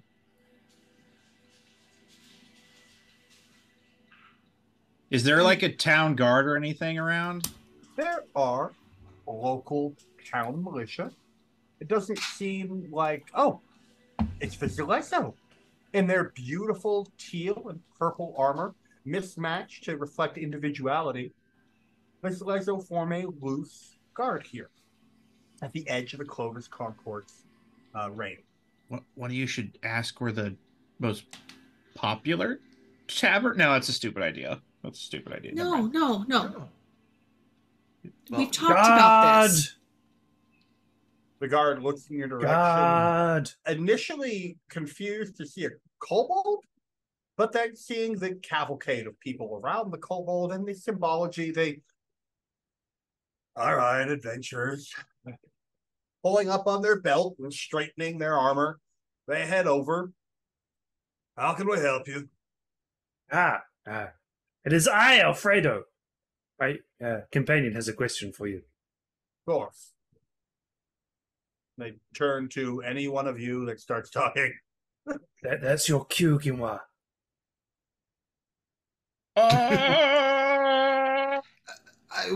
We were wondering. We're a local performing troupe, and we're wondering where might we find employment, a good place. He eyes the young boy who claims to be part of the performing troupe. Yeah, I know. Says, all right, well, there's the local inn, the Fox and Hound, just down the road there a bit. Can't miss it. Look for the picture of the Fox and the Hound. I guess that's the best place to look for our performance stage. Now, you might enjoy the upcoming festival. Of course, I'm not sure there's going to be one. Our singer's gone missing. Your singer's gone missing? Right. Are you perhaps locals? Are you new in town?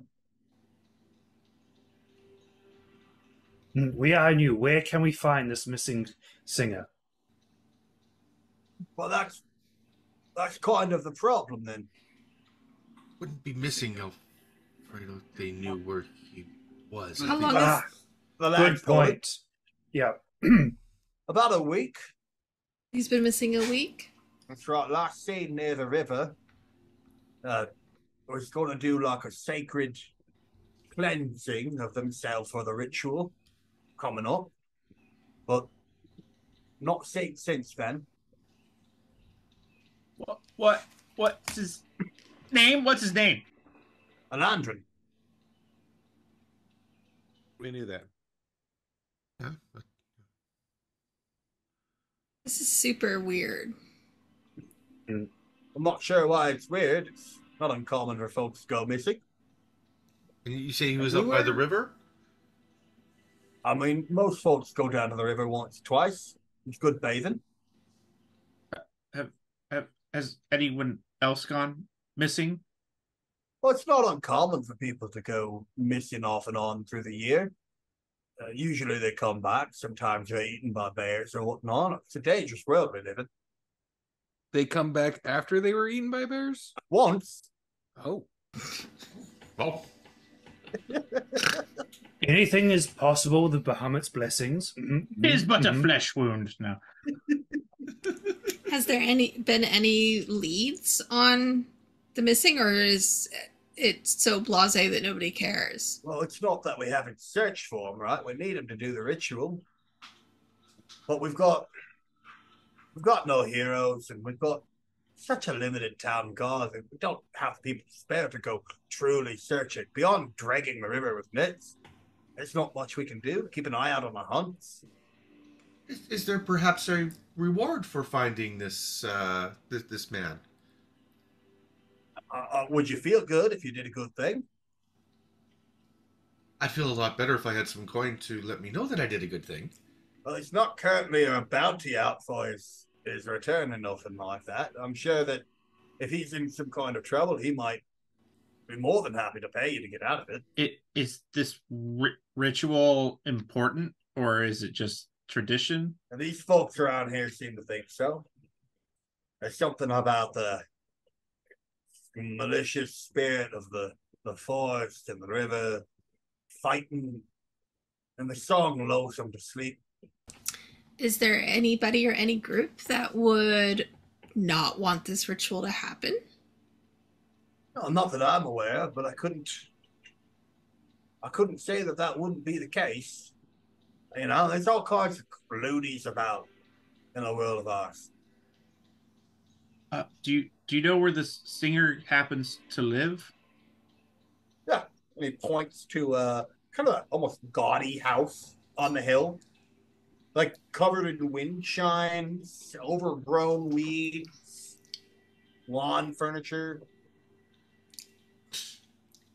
Coach in the front yard. Hey, Yeah. I'm down with this house, man. Do you mind if we take a look? This is not be my guest. Card Seeker Genevieve here is good at putting people to sleep. Maybe she can help. What? He looks at the kobold like the kobold just had a stroke. Are you all right? My companion, yeah, Card Seeker Genevieve, What about good it? at putting people to sleep. Mm-hmm. Who needs to go to sleep? Well, you said spirits need to sleep, right? Maybe she can. You know, there might be something to that. I don't know much for mysticism myself. I'm just a humble town guard. Sir, what was your name? Are you going to do this to me? Really? What's your name? My name is Jasper. Oh, I'm Fred. Fred? Fred, yeah. Fred I'm Flintstone. No. Fred the town guard. Great. Now you're just gonna kill him off, so he doesn't have to remember that name. Fred's found brutally murdered. You know, his arms and legs are ripped off, and Oh, it's those bears. Those pesky bears. Those pesky bears got Fred. Well, let's say we go to the house. I mean, if we want to split up, I could go down to the river and Yes, please split up. What? No. No Good. splitting. No. Don't. It'll Okay. take. It won't take long for all of us to do the things together, and the more eyeballs we have searching the house, the better. Thanks, Fred.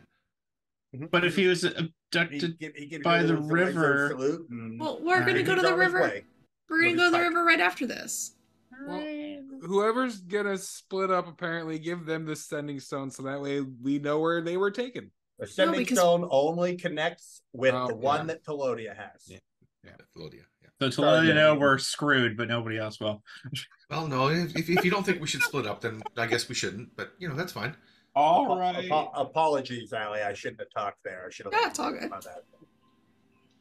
Let's go to the house, and then right after that, we'll go to the river. Fantastic. The party weaved the streets of Tassila, following the cobblestones that seemed to sing with the town's subdued excitement for the impending festival. The homes here are close-knit, with walls painted in pastels that bear the salty kiss of many a sea-swept breeze. Windows, some round as portholes, others tall and narrow, hold glass that warps the burgeoning daylight into dancing ribbons of color across the well-trodden paths. They arrive at the dwelling of the lost musician. A cozy cottage nestled at the edge of town where the forest shadow begins to caress the land. It stands slightly apart from its neighbors, embraced by a wild garden where flowers and herbs tangle together in a chaotic yet charming symphony of scents. The musician's home seems to hum with the tangling melody of dozens of wind chimes. The door is shut.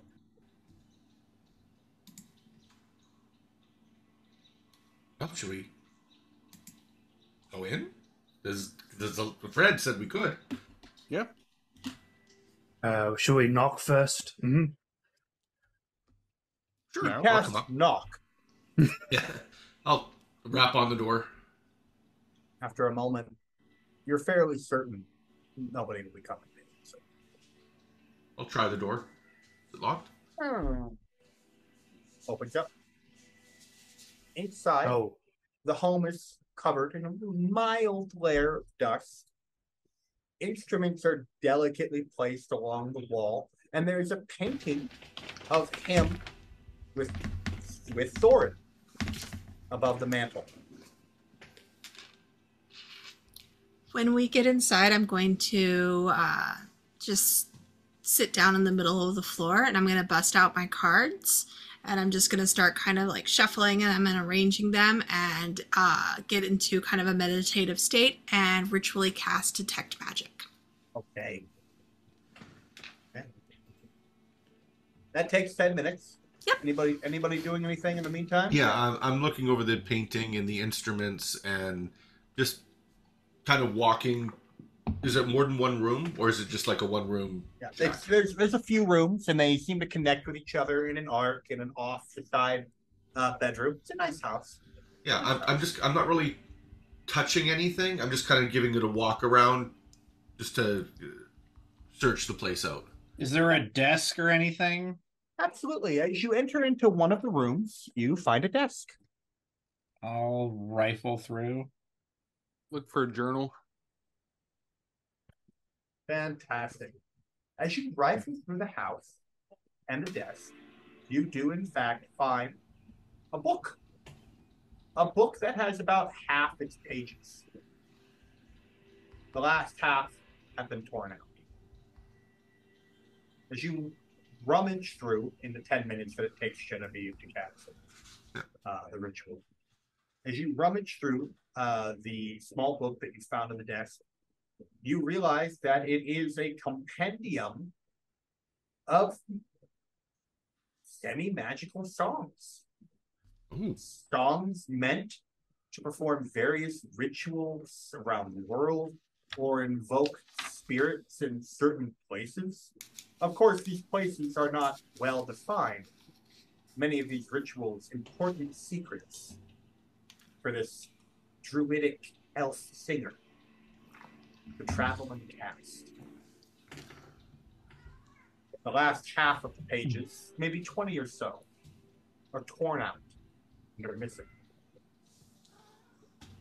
Pears look fresh. Pears look fresh.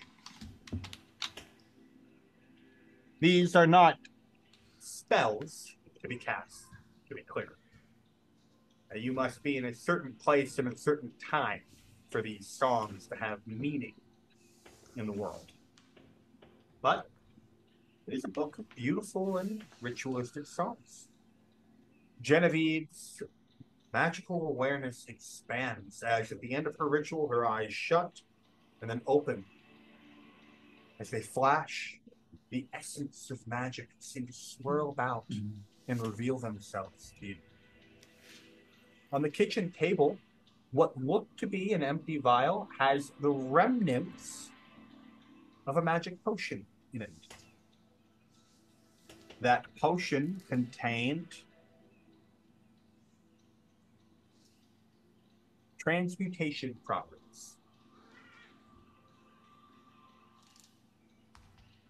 You also find with your magic sense a pan flute with a gentle magic of conjuration on it.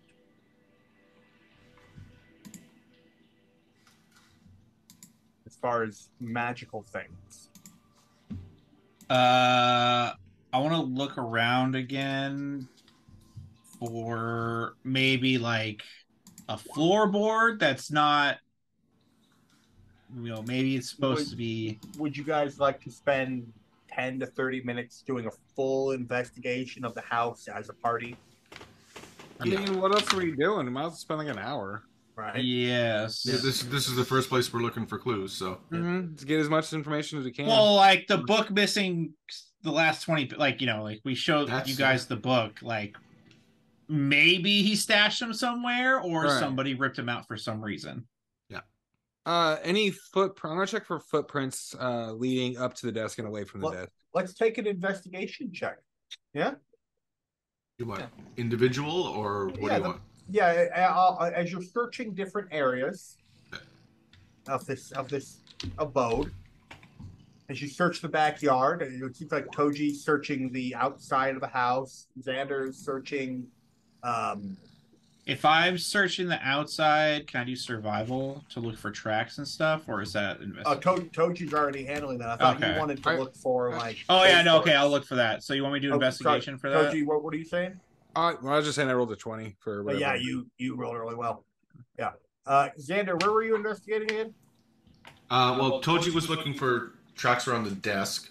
I'm gonna look in the bedroom because I know, like, from my olden days as a thief, people used to hide floorboards underneath the bedposts. Okay. So I'm gonna take a look around there for a loose floorboard, something, and basically the bedroom area. All right. Check for scratches to see if the bed was moved. I'm just checking in the kitchen, and I rolled a 6, so I'm just finding food that isn't stale at this point and eating it. Yeah, you're getting distracted by food. Yep. Yeah. 15. On a nail near the back door, Giwar, there's a torn piece of what looks to be green fabric. Torn piece caught on a nail. Similarly, your investigation reveals that there are some footprints. A single set of what seem to be narrow and not very deep footprints leading out the back door. Okay? As for Xander, you do see that the bed has been moved. And as you inspect further, there does seem to be, behind the bed against the wall, a compartment able to be accessed. And Toji, as you're looking around, generally around, you recognize that inside one of the loops seems to be a rolled up piece of paper. All right. What do you want to resolve first? I'll reach into the loot. Okay. You reach into the loop and you pluck a rolled up piece of paper with a string tied around it from between the strings. As you go to pluck it, the paper is delicate and the strings are not willing to release it without potentially tearing it. I'll take an acrobatics. Dexterity check, but an acrobatics. Let's see. 9. 9. You pull, you tug, and you rip the paper in half. Mending.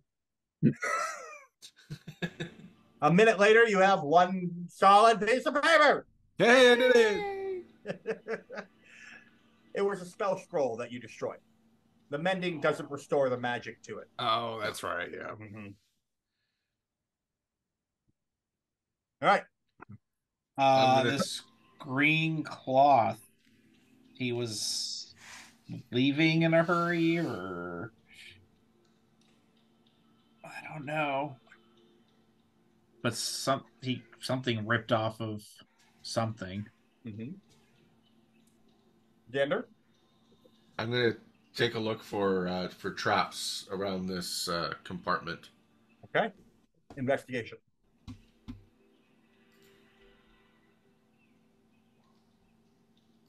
Ooh. 9. Okay. We still are good rolls. You don't think it's trapped. Why would somebody trap underneath their bed? Right? For Harry Mandel. Easy peasy. Okay, so I'm gonna Look for it. See if it. Try to open it. If it's locked, Yep. then I'll try to pick it. If it's not, then I'll just. The compartment just seems to slide. Okay. Do you just slide it? Yep. All right. Dexterity save. A spike trap explodes outward from inside the compartment, and you jump back as fast as you can, taking only 3 points of piercing damage from the spikes. Sander, what's going on in there? You made me tear this spell scroll.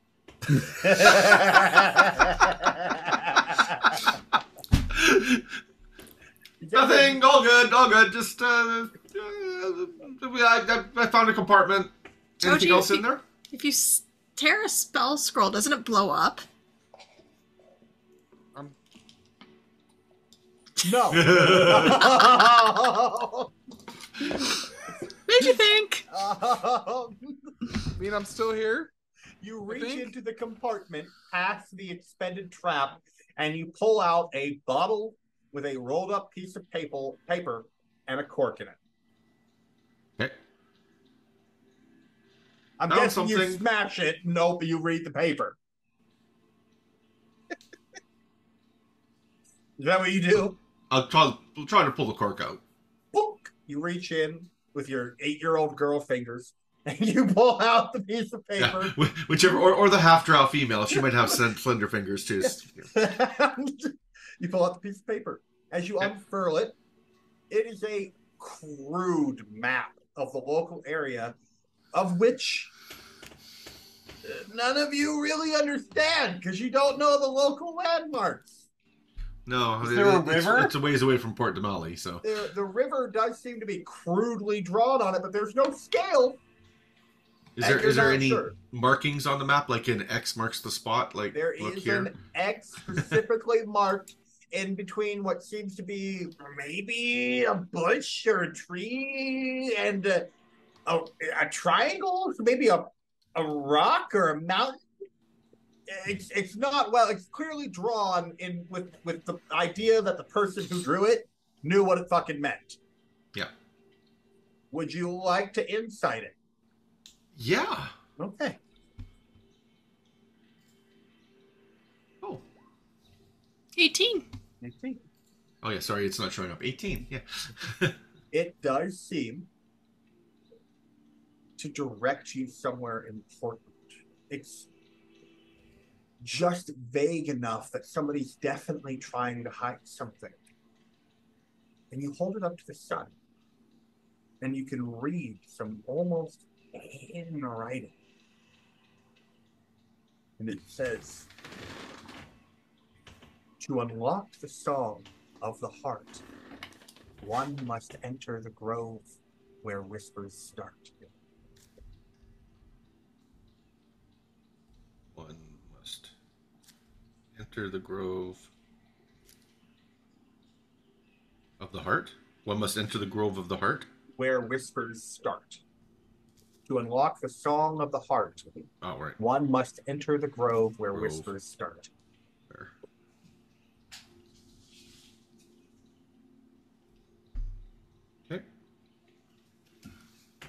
Looking around, you see some books on the shelf, some knickknacks, there's instruments, there's bedding, a pantry full of food. The mementos of an artist's life. All Guar, around. you found a book with magical songs or songs? Yeah, but Can a lot of I the take a look? pages are ripped out.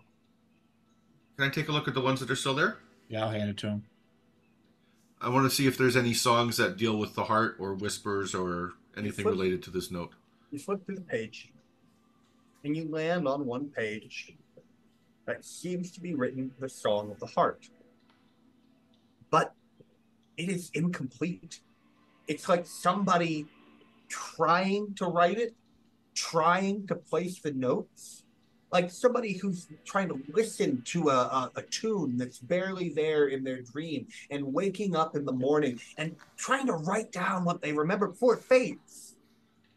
He's crossed it out and written it again and crossed it out and written it again, and he can't quite seem to get it perfect. There's frustration in the lines. Take another look at the map. The X, is it by or near, perhaps? Is there any trees drawn on here, like a grove? There might be maybe a bush-like shaped, or a grove there in the center. As you pour over this map, the party can make a survival check to see if they can begin to understand it just from their travels. Man. Yeah, I got an 8. 7. 10. Xander, you think you recognize something about that triangle. And you look out the window. Sorry, is this a forested area? Yep. I get to roll again. Yeah. 17. You and Giwar both realize that mountain, that triangle, must be this bizarrely jagged, triangular-shaped mountain that creates a landmark in the middle of the Copia Wildwood. And heading there will be a great reference point to start following the map. I think we got our starting point. So do I. Okay. So See, look at that. We didn't even need to split up. we didn't even need to go to the river. Well, we're kind of going to the river-ish anyway. I mean, we could travel along the river and then make a turn. Yeah, that makes sense. Probably be clearer than trying to traipse through the forest. You hear a commotion from outside the house. I peeked my head out. You peek your head out, and as 4 horses, a cart, and an oxen have all been parked in the middle of the road, there's a bunch of pissed off merchants trying to get their goods. Oh, shit. I figured we would have put it a little bit off to the side. We I didn't would say have that, figured though. somebody, We didn't say that. All I said was Clive's guarding the cart, which means Clive's growling at a bunch of fucking merchants right a now. bunch of merchants trying to get on the cart and like move it, and you're just in the middle. They're like, "Hey, what's the holdup?" There's like a line of merchants back there. They're wondering why these fucking carts are left in the middle of the road. I'll run over, and I'll just I'll talk to the horses and Oxy. Sorry, Horses Oxy. like, "Oh." Oxley. Oxley, sorry. Oxley. I'm sorry, Oxley. I'm sorry. It's just like, this way, come this way. Oxley's like, "I told you they wanted us to move," and the horses are like, "I don't go anywhere I'm not told to go. It's not my job." Goddamn Teamster horses. Inspiration. I'll come out of Eldrin's house as a human male, wearing my blue and silver brocaded jacket and pants, blonde hair about shoulder length, very handsome, very striking, stands out. Come on. I am sorry, my good friends. I am a friend of Eldarin, and my companions misplaced the horses in an awkward position. I do apologize for that. I would say so.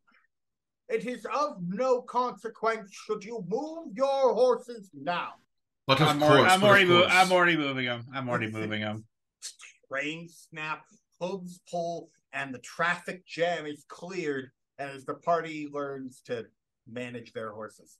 I'm trying to I'm in the back of the cart trying to calm Clive back down. Just like doing the little, how with animals, and you just kind of do the bridge pet through the cage. And just I'll toss Genevieve a good berry. Give it to him. I'm like, stop. He did exactly what I asked. It's not his fault. And as you move the carts out of the way, is there anything else you wanted to do at Eladrin's house? I will take that piece of green cloth, and I will let Clive sniff it. Okay. Because the giant badger has a feature of keen sense. Yeah. Go ahead and give me an advantage perception check on Clive. Okay.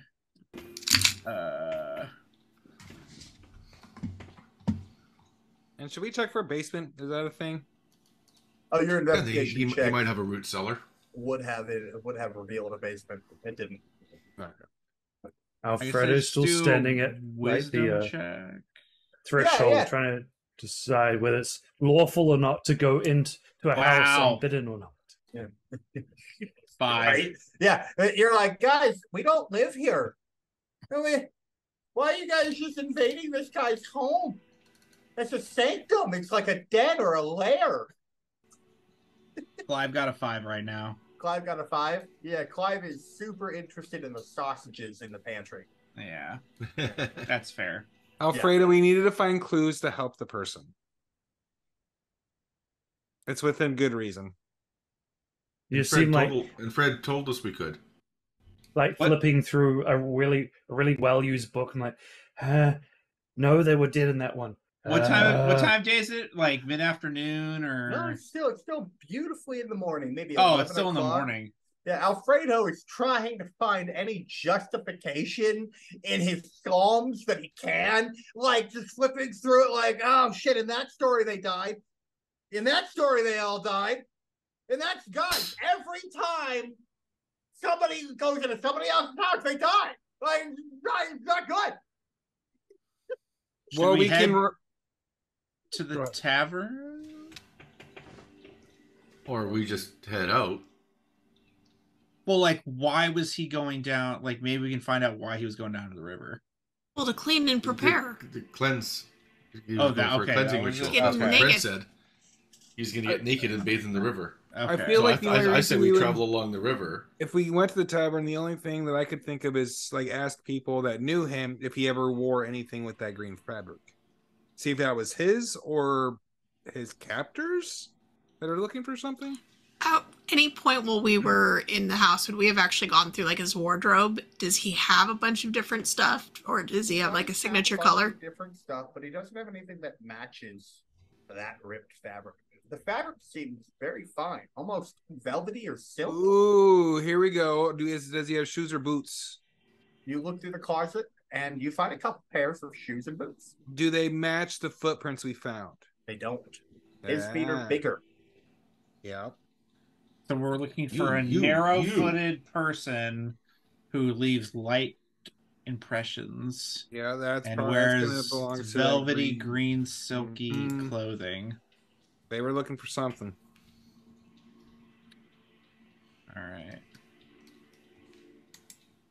Well, so we could try and find this person at the tavern, maybe, or we go try and find. Because the pages do look like they were recently torn, and then he's been gone for a week, so it wasn't him that ripped them.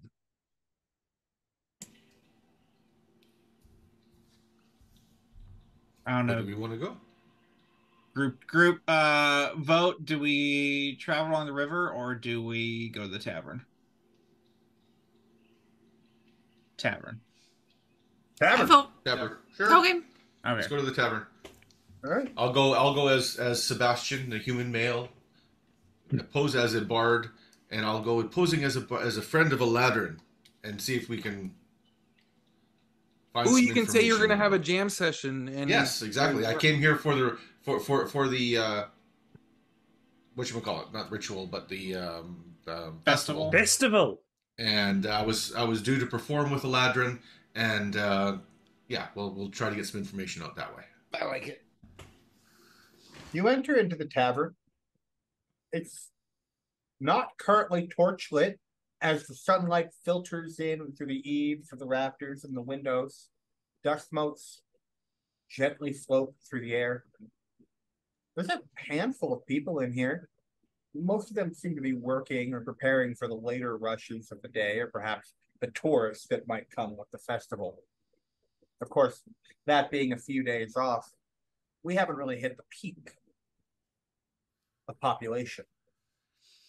There seem to be a few regulars, nursing ales at the bar, having conversations about the day, about the village, as well as the bartender, who seems to be a human man, standing about 5'11", with a long beard and arms that look like he spent a long life logging here in the forest.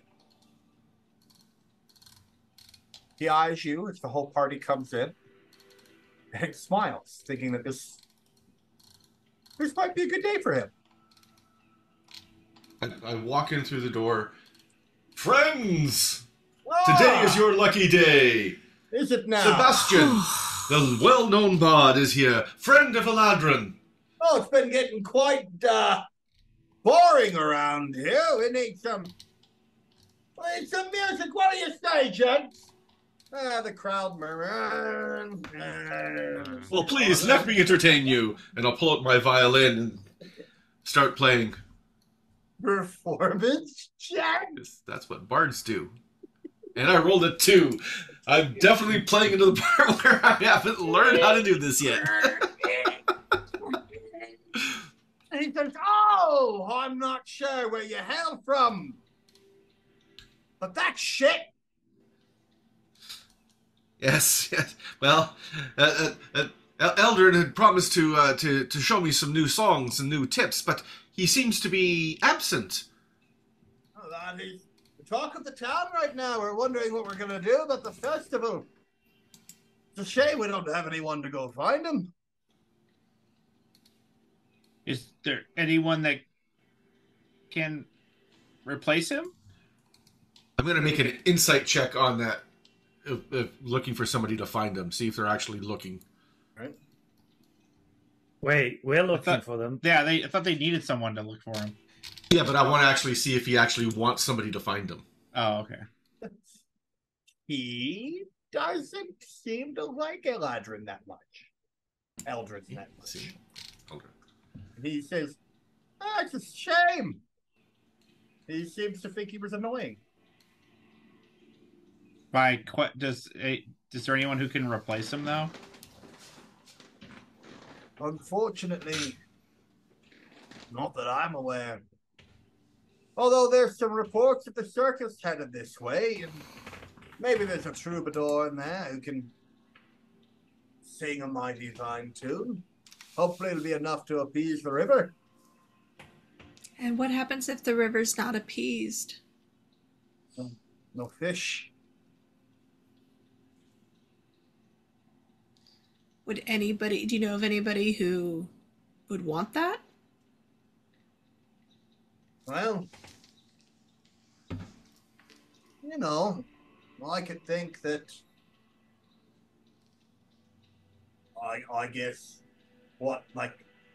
Sahagin? The bartender guesses. Those fish creatures? Right, yeah, the fish people. Fish people? They might be against fishing. I'm going to make an insight check to see if he's holding something back there. Okay. Fish people? So the fish people got him. That makes sense. Yeah. No, Funny. he has another idea about what's up, but He's not saying anything about it for some reason. There's an inkling in his eye. He doesn't even know for sure, but you think he's got another idea. So I'm. How do I word this? So, could there be something a little more local involved than fanciful creatures, Sahuagin, outside that might have an interest in Eldrin and this fishing? You want to make a persuasion? Yeah. 18. Ooh. Killing it today.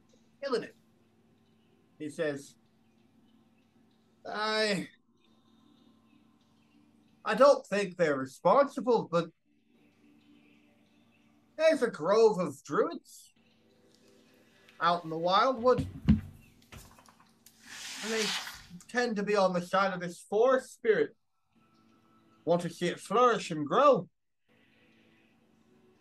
They're kind people. I don't think they'd resort to any kind of kidnapping. You never know. Go ahead, Genevieve. Oh, I was just going to say, hopefully not casual murder. Right? Definitely not cat. That would be a horrible thing to have in our lovely little Insight. small town. Well, maybe he met a girl. Yeah, no, 17. he doesn't actually want Druidism. people to be murdered. That would be awful. No, I was more referring to if he thought the actual druids would do something like. He seems to think that the druids are reasonably kind and non-hostile figures. He will tell you that they occasionally come to town to express discontent with overfishing and with logging. Do they wear fanciful green clothing? He says, that they do. Is it made of silk? Oh, it's made of something soft and shimmery. Is it rough homespun or more elaborate than that? Fanciful and fine. I myself got to touch it once. It feels like a soft leaf. Can they turn into beers? Into alcohol. No, beers. Rawr.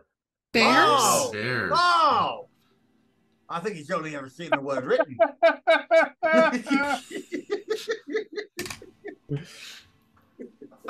And he says, I mean, I'm not one to call myself educated on the druidic arts. Perhaps. And he goes, and he slides a glass forward. It's empty. It's an empty cup, and he slides forward, and he coughs. I'll get the hint, and I'll drop 3 gold pieces in. Yeah, it's a big glass, tickle. He says, oh, last I recall, I hear they have an encampment on the edge of that peak. I think it's the western edge of that peak, the Lone Peak. Does their cloth feel something like this? And I'll pull out the. He says, oh, I'm not so sure. It's hard to tell. As he pushes the glass forward a little bit more. I'll give him more money. We have our answers. But hey, Xander, can I see your violin real quick? How much more money goes into? No more money? No. Yeah. Another gold piece. Another gold piece. He says, "That's the stuff." No, I remember now. That's it. You're just giving him money. Feels just like this. It was just like that. Insight.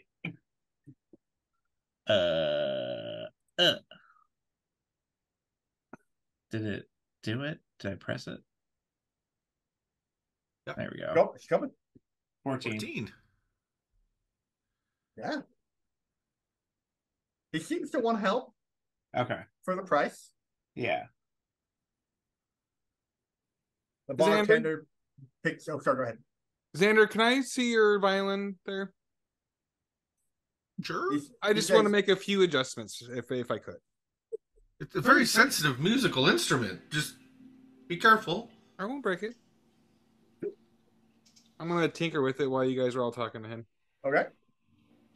And you make it sound good. Oh, gee. That's exactly what I'm doing. He's gonna auto tune it. Yeah, Auto-tune. pretty much. That's awesome. Imbue a tiny non-magical object with a property of your choice. It's gonna do Auto tune. up to 6 seconds long recorded message. Okay, but you have to record a message. You record you playing for 6 seconds. Is it just gonna be 6 seconds of banjo music?